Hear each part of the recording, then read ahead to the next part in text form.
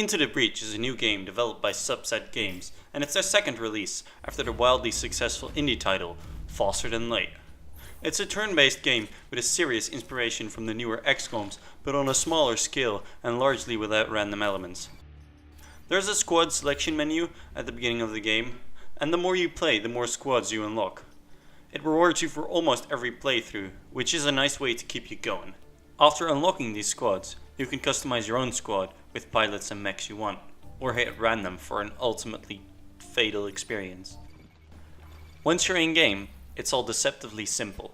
The enemies move and show their attack patterns for the next turn, and it's your job to make sure to defend all the objectives and kill as many enemies as possible to level up your pirates. So how does a battle work? Let me demonstrate. To demonstrate a battle, I first need to explain what kind of mechs I have.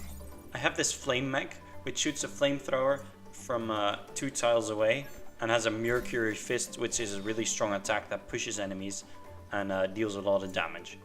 I have this artillery guy who does 2 damage, sets the target on fire, and prevents my mechs from being damaged by fire.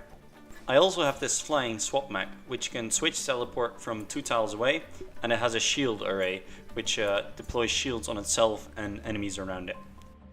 Now, after you've secured an island, which is like 6 missions, you can choose the next island, or if you've cleared more than 2 islands, you can go to the final island, which is a final mission that is adjusted based on how many islands you've cleared and how strong your squad is. You can click on any of the available missions and you can see exactly what you need to do, where the Vec are spawning, and what's your bonus objectives.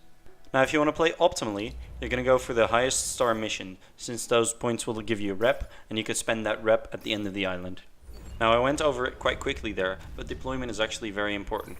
You want to block as many buildings as possible so they don't get attacked by the Vec. And you want to make sure the Vec attack your mechs before the buildings, because your mechs can usually take a beating, and you can often move them out of the way. So after seeing the enemies move, you can see your moves. Now you gotta find out a way to damage as many as possible. Here I'm gonna burn this one enemy and damage it by pushing the other one into it, which kills one and damages the next turn on fire. I then move in my artillery mech to deal with the guy that has shielded himself. The objective for this mission is to defend those 2 bombs. Now I've just put one of those bombs on top of a spawning spot, and every time an enemy spawns, or isn't allowed to spawn, it deals 1 damage to the thing that is above it. Since the mine is above it, I'm gonna have to switch teleport with that mine to get it to safety. The fire kills that one guy, the rock blocks 1 enemy spawn, and the other enemy spawns in. Now since I've blocked 1 spawn, there's only 1 enemy. That's a good thing, because this enemy is pretty strong, and I need both my damage dealing mechs to deal with it. I then really don't have a use for my other mech, so I decide to move the bomb.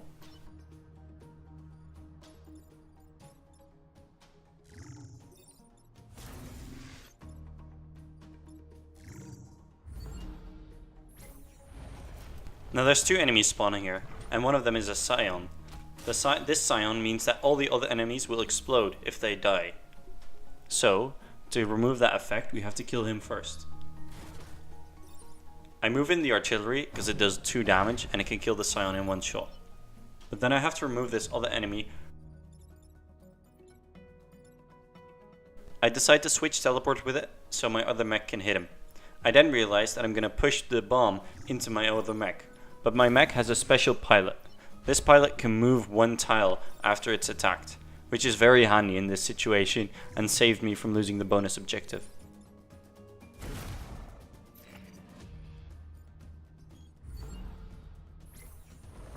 Two more enemies coming in.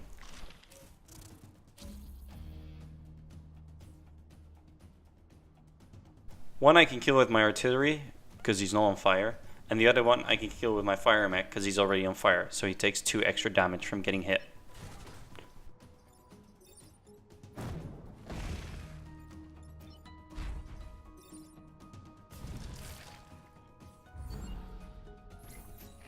That clears this mission, on to the next one. This is a bit more difficult of a mission. It starts off with 4 enemies, and 2 of those are elite, which means they have extra health and do different damage. I decide to deploy my artillery at the back, and my switch teleport mech at the front, as well as my punching mech. Now in the first turn, I'm already in a bit of a pickle, because all these enemies are attacking either my units or the buildings, and I really need to make sure they don't attack either.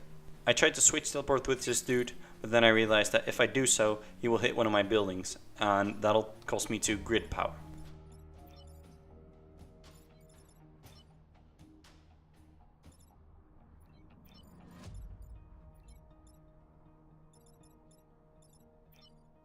I decide to fire my artillery at the dude who is surrounding himself with rocks, since I want to save that.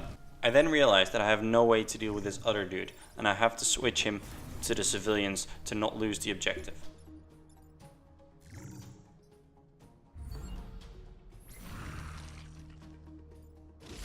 I lose 2 grid power.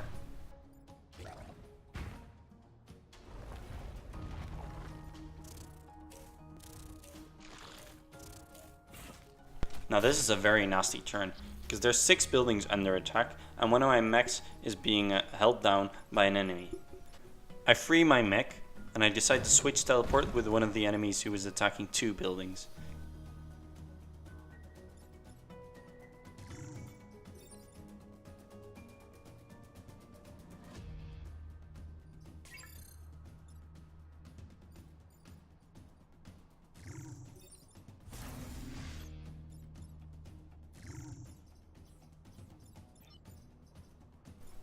Now there's only the big enemy attacking my mech and the other buildings. He needs to die.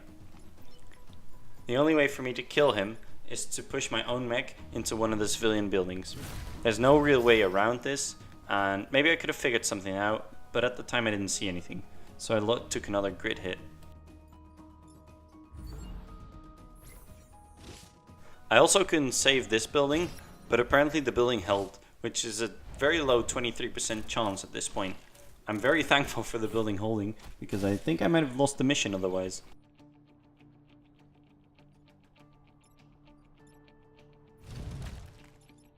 So after setting this one dude on fire, I realized my objectives, and I have to destroy 2 mountains. This is going to be difficult, because I haven't destroyed a single one yet. So after setting this one dude on fire, I realized my objectives, and I have to destroy 2 mountains. This is going to be difficult, because I haven't destroyed a single one yet. So after deciding that it's better to complete my objectives and to lose 2 grid power, I go to the next turn.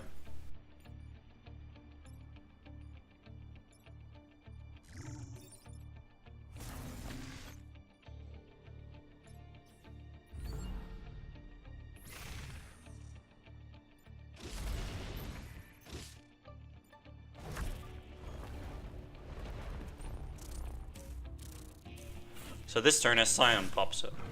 This Scion makes enemies explode, which turns this whole situation very difficult. I tried to figure out a way to kill as many enemies as possible, but in the way I switch teleport with this dude, and then I destroy him with the mortar, pushing him into a rock. But then the enemy explodes, which I had forgotten about, which means that my swap mech has just died. Now that the swap mech's dead, it can't do anything for this turn. But the worst thing is, I lose the pilot that was in it, which had good abilities. So that's pretty much how one level goes. You see, you have to make difficult choices, and sometimes you have to sacrifice some buildings to make sure you get all of the objectives. There's a lot that goes on around the battle though. The mechs you pick and their capabilities really affect your possibility to win. The problem arises when you realize that if you clear an island perfectly with all objectives done, you get an extra reward that could give you the boost you need to make it through the next island. The problem here is that sometimes you lose an objective because it's unavoidable. And sure, 70 to 90%, that's something you could have avoided, and it's your own damn fault. But that still means that there's maybe 10% of the time when you lose something vital, and there's nothing you could have done about it. And sometimes you need that reward to keep up with the difficulty scaling. This is, in my opinion, one of the most frustrating things about this game, and the only way to deal with this would be to either rewrite all the AI to have a solution for every single turn, which would almost be impossible I think, or give you a second chance. The leeway of losing one objective would be 99% would be enough in 99% of the cases to make sure you always get the fair shot at that good reward. Though that still keeps the problem of sometimes getting into impossible situations. This is why I do think that chess comparison is a very nice comparison, because sometimes you do need to sacrifice a pawn to keep the king alive, if you know what I mean. But I think that the penalty for small mistakes that can sometimes be, even through RNG, are too big. Each mission should, in my opinion, be somewhat more isolated from the other missions. And since you get the reward for doing good, one small mistake in one mission could collapse your entire run. Speaking of missions, there's a lot of different missions throughout the game, and each island has different kinds of missions. Most of them are very interesting, but the sad thing is that most of the maps are fixed in some way. I know working with random maps can be a really complicated thing, but for these small playfields, I think that maybe just parts of the map should be randomly generated. This would add a lot of replayability to the game, and since that's what they seem to be going for with the different mechs and unlockable squads and all that stuff, my opinion is that it should be in the game. Either that or you need a lot more map variation. Last but certainly not least is the power grid and the buildings that it affects. I honestly think that the grid power is one of the main things that holds back this game. Maybe it's just the fact that there's so many buildings on the map and the way the game forces you to defend all is almost kind of ridiculous. Let me just compare this to what FTL did. Hull damage was bad in that game. You take too much, you die. But they knew that sometimes it was unavoidable. This is why they never let you go without an opportunity to repair your hull, either through shops or random events. The only way to get your grid power up is to spend some of that valuable rep you need to upgrade your squad, or do missions, which could cost you even more grid power. So while losing 2 grid power on one island is not that big of a deal, losing 4 or 5 could mean that you'll be crippled for taking out the next island, especially if it's early in the game, when sometimes it's hard to or even impossible to defend all your objectives. This is just frustrating game design and turns the game from a strategic game of chess into a game of chance, which I don't think the devs were going for. Added to that is the fact that there's a 15% chance the building will hold, which can be increased by pilots leveling up. Apart from the fact that it makes no sense that a building will hold if a pilot becomes better at piloting his mech, it's also the most useless stat upgrade for any pilot. It would be far better if I could pick the upgrades my pilots get, or at least don't get any which are objectively worse than others.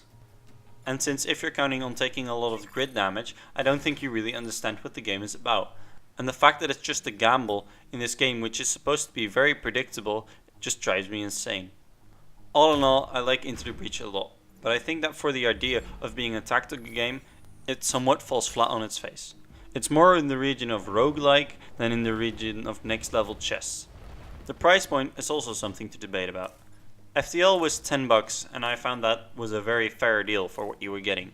This game is $15 and I feel like this game has less content than FTL.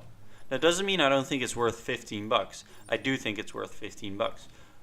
But in comparison to what FTL gave you, I think the game should be lower to like 12 or $12.50. That would be more appropriate.